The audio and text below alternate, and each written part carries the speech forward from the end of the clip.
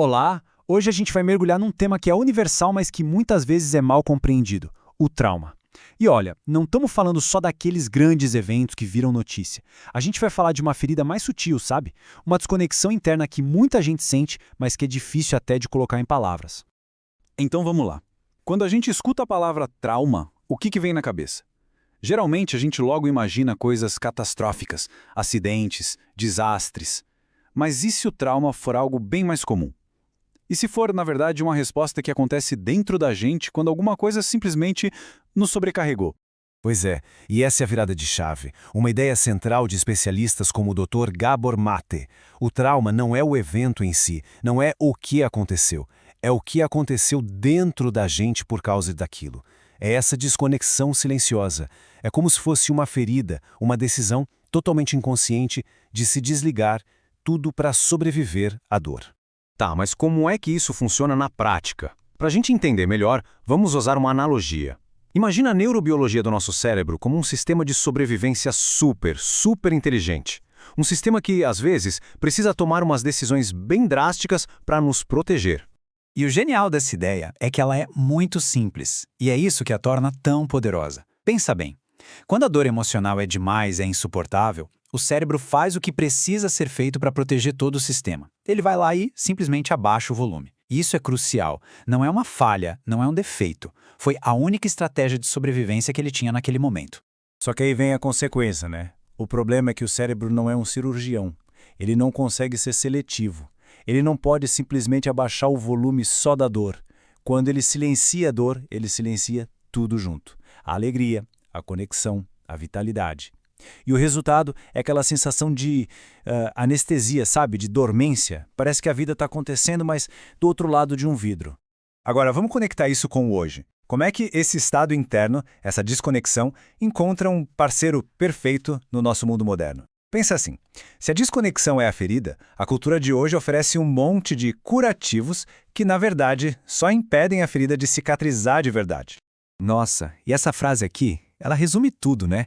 Aquele vazio, aquele silêncio que incomoda que a desconexão deixa para trás, a gente acaba preenchendo ele com um barulho sem fim. E o barulho do mundo digital vira o jeito perfeito de não olhar para o que está acontecendo aqui dentro. E olha só como isso aparece no dia a dia. É bem familiar. O feed infinito do celular que prende a gente por horas.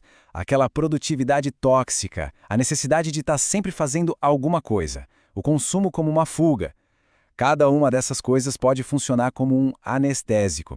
É um jeito de manter aquela parede de proteção que o cérebro construiu bem de pé.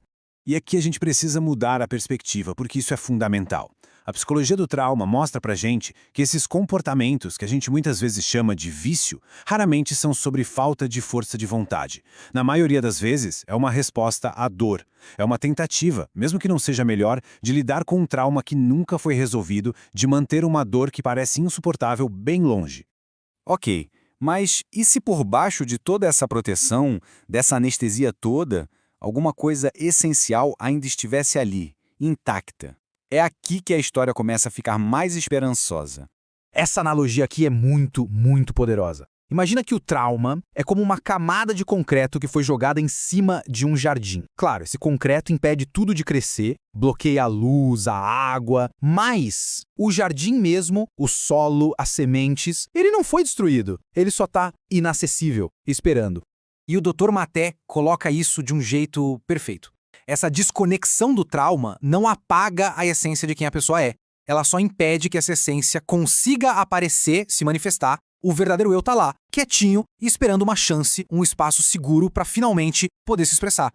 Bom, se o trauma é uma desconexão, então a cura só pode ser o contrário, a reconexão. Mas a pergunta é, como é que a gente começa a quebrar esse concreto? E tem que ser com gentileza, sem assustar o nosso sistema nervoso, que aprendeu a se defender com unhas e dentes. A gente vai ver aqui 3 práticas bem simples, baseadas em mindfulness, que funcionam como ferramentas delicadas para começar esse processo. A ideia não é forçar nada, não é pegar uma marreta. É sobre criar pequenas rachaduras, pequenas frestas nesse concreto. O primeiro passo é o mais básico, o fundamental de tudo. É que uma mente que passou por um trauma vive presa no passado ou ansiosa com o futuro. Então, ancorar no presente, usando sensações físicas simples, manda um sinal muito poderoso para o nosso sistema de defesa. É como se a gente dissesse para ele: ei, aqui agora, nesse exato momento, o perigo não está aqui. Pode baixar um pouquinho a guarda. O segundo passo ensina uma coisa essencial. Muitas vezes a gente tem medo de sentir, porque parece que a dor vai engolir a gente por inteiro. Essa prática mostra que dá para visitar uma sensação desconfortável só por um instantinho e logo depois voltar para um lugar seguro no corpo. É quase como aprender a mergulhar, mas sabendo que você sempre pode voltar para a superfície para respirar. Isso vai reconstruindo a confiança interna, aos pouquinhos. E por último, um pequeno ato de rebeldia contra aquela anestesia. Num momento de silêncio, longe da tela do celular, fazer essa pergunta para si mesmo. Não é para achar uma solução mágica na hora. É só abrir um espaço. É um convite para aquela parte da nossa humanidade que foi silenciada começar devagarinho a se expressar de novo. E essa mudança de perspectiva aqui, nossa, talvez seja a ferramenta mais poderosa de todas. Ela troca o autojulgamento pela autocompaixão. A gente passa a reconhecer que os comportamentos de hoje não são falhas de caráter, mas sim adaptações a coisas que aconteceram lá atrás. Lembra da história do rádio? Abaixar o volume foi uma resposta de sobrevivência. Foi essencial. Mas o problema é que, hoje, essa mesma resposta acaba limitando nossa capacidade de sentir alegria por completo. E a gente termina com essa reflexão. A jornada de volta para casa não precisa começar com um terremoto quebrando o concreto todo de uma vez. Pode começar com uma rachadura bem pequena. Uma única respiração consciente. Um único momento de presença. O eu verdadeiro, aquele jardim, ele está lá, esperando.